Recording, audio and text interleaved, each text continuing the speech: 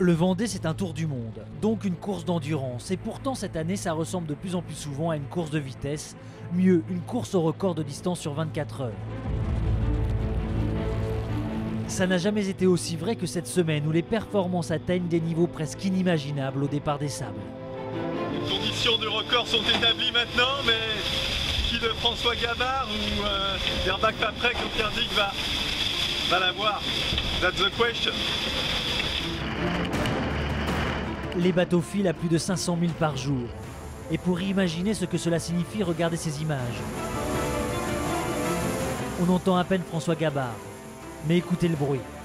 Sentez les vibrations. Voilà l'océan Indien dans toute sa splendeur. Je pense qu'on est bien dedans, on est dans le vif du sujet comme on dit. À 35-42 et le bateau qui va entre 22 et 22. C'est assez impressionnant, je suis pas beaucoup de poils pourtant, j'ai tout fait pour pas beaucoup ballaster non plus. J'essaie d'y aller vite, mais bon, ça n'arrive pas d'accélérer. Donc je surveille, je fais gaffe, j'essaie d'avoir vraiment l'oreille et l'œil attentif pour bon là depuis 4 heures ça glisse vite et j'en profite, tant mieux. Et pour en profiter, François Gabard en profite. Lundi 10 décembre, il parcourt 545 000 en 24 heures, nouveau record sur un IMOCA en solitaire. Ce qui veut dire presque 23 nœuds de moyenne. Ce qui veut dire 80 000 de mieux que la meilleure performance de Michel Desjoyaux il y a 4 ans. Le milieu de la voile ne parle que de ça. Ce qui tombe bien puisqu'en ce lundi 10 décembre, le milieu de la voile est justement réuni pour élire son marin de l'année. Et figurez-vous que l'heureux élu célébré pour sa victoire dans la Volvo Ocean Race ne parle que de ça lui aussi. Franck, est-ce que tu es impressionné par les vitesses actuelles des monocoques ? Ce qu'ils sont capables de faire en solitaire, c'est vrai que c'est magnifique. Je crois que les bateaux ont vraiment progressé ces 10 dernières années. Et oui, 540 000, évidemment, quand on les a vécus en équipage avec d'autres bateaux, les Volvo 70. Mais on ne fait pas beaucoup mieux aussi. On a fait peut-être 40 000 de plus. Mais en solitaire, ça doit être difficile de tenir ces moyennes. Mais je crois que ces bateaux sont extrêmement bien au point. Les pilotes ont l'air de fonctionner parfaitement. J'ai l'impression que ça a l'air bien réglé tout ça. Mais il n'y a pas que la vitesse pure dans ce Vendée Globe. Il y a aussi un peu de stratégie, des coups que l'on tente comme celui d'Armel Lecléache, premier à passer la porte Crozet la semaine dernière. Il plonge alors au sud et au classement, alors même que les autres remontent au nord pour franchir la porte. Dans cette histoire, Armel creuse un peu l'écart avec ses poursuivants, même si un temps il abandonne sa première place au profit de Bernard Stamm. Mais pour Bernard, c'est juste le début d'une semaine compliquée. Voilà, on sort de l'anticyclone, là je redescends au sud. J'espère pas trop longtemps. Voilà. Hier j'ai passé une journée de folie. Et aujourd'hui, j'en consacre une partie à réparer celle de hier. Voilà, je vais attaquer le remplacement de la latte numéro 4 qui est cassée. On le voit dans le L de Poujoula. L'équipe a préparé les endroits où je dois scier en fonction de la latte que j'ai cassée, voilà. Donc là, il faut descendre totalement la GV.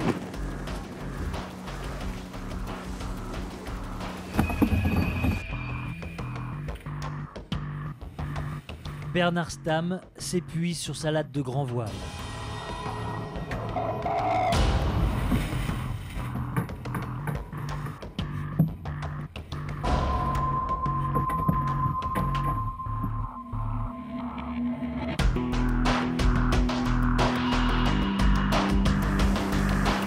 Et voilà, le travail.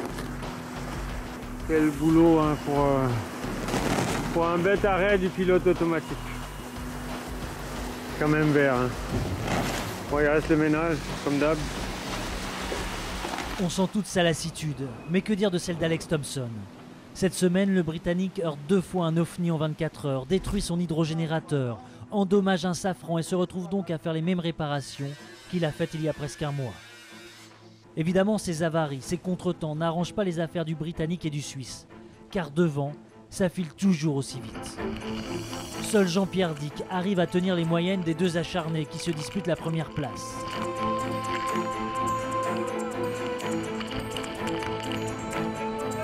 Car voici la situation. Proprement incroyable, du jamais vu dans un Vendée Globe.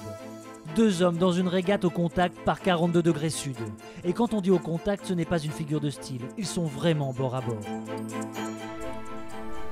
Le petit copain François qui a bien marché cette nuit, qui a été rapide, qui est juste sous le vent, à 4000. Et voilà, donc on avance bien avec Bon Populaire. Ça mouille pas mal, une nuit assez agitée. Et voilà, avec des bons surfs, des bonnes moyennes. Et voilà, vous voyez, ça ambiance humide sur le pont. Voilà, et donc on est à 2000 milles du Cap Lewin, prochain cap à franchir. Après le premier cap qui était Bonne-Espérance. Une photo résume la situation.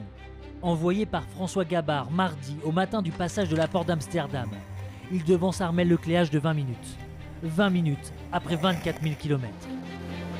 La performance de François d'ailleurs ne cesse d'impressionner. À tel point qu'on se pose pas mal de questions.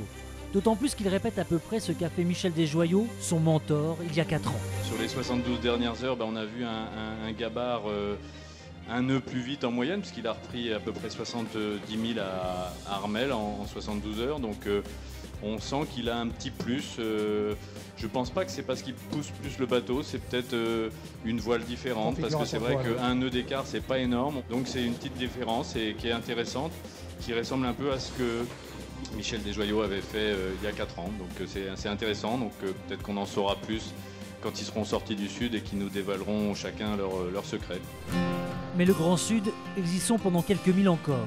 Le fameux Grand Sud, celui qui fait rêver tous les marins du monde, mais que seuls quelques-uns fréquentent. Voilà l'ambiance des mers du Sud.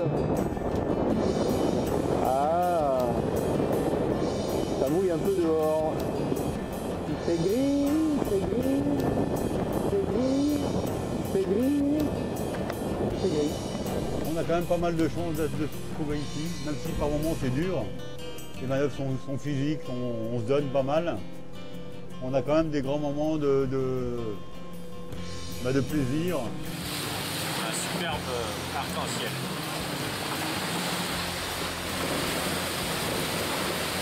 C'est vrai qu'à regarder à la télé comme ça va être joli.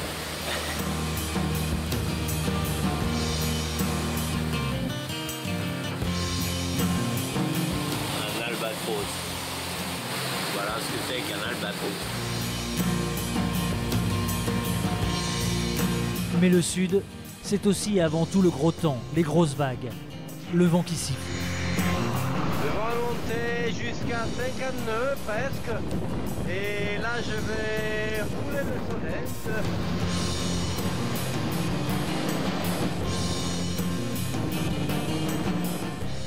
De relax après la tempête, après l'alerte iceberg, à la façon japonaise. Voilà.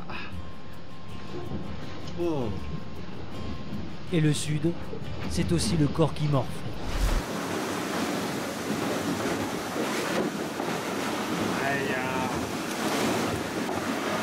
Il y a un bon tiers de molaire qui est parti, quoi.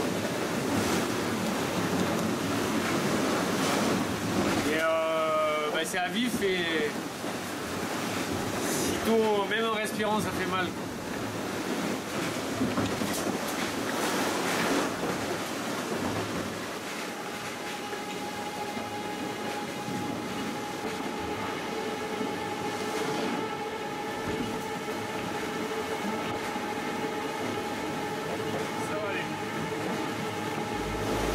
Ça c'est pour faire un amalgame. Ouais. En construction navale, un amalgame on appelle ça un mélange de colle.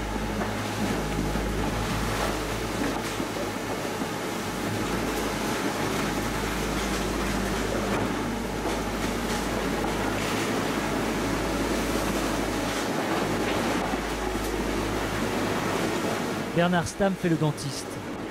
Ça rappelle presque Bertrand de Broc, se recousant la langue en 1993, lui aussi dans le Sud.